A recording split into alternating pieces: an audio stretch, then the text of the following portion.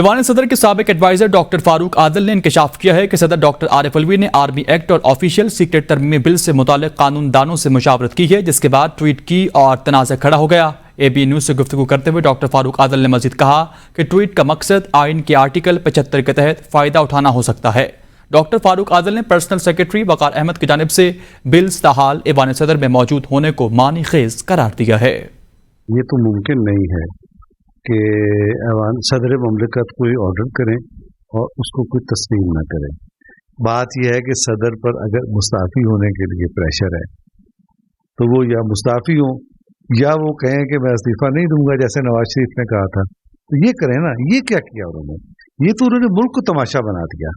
Secretary صاحب کے statement کے بعد کہ بل ان کی میز پر رکھا ہوا ہے، بل اگر واپس سیکرٹری کے پاس جانا ہے تو صدر اس پہ لکھیں گے۔ اس تنازع کے کھڑے ہونے سے 2-3 دن پہلے صدر صاحب نے ملک کے کچھ بڑے قانون دانوں سے مشاورت کی ہے۔ اس مشاورت کے بعد یہ تنازع کھڑا ہوا۔ اس دوران میں بل نوٹیفائی ہو چکا تھا۔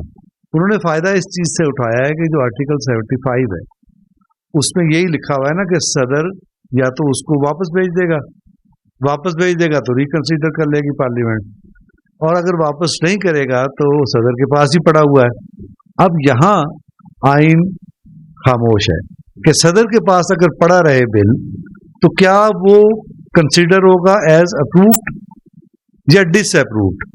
اب یہ واضح نہیں ہے، لیکن مجھے لگتا یہ ہے کہ صدر صاحب کو کوئی مل گیا ہے شریف الدین پیرزادہ جیسا قانون دان، اور اس نے ان کو مشورہ دیا کہ یہاں ایک تھوڑی سی وہ ہے ابہام، اس سے فائدہ اٹھائے، اور مجھے یہ لگتا ہے کہ انہوں نے یہی طریقہ کار اختیار کیا ہے۔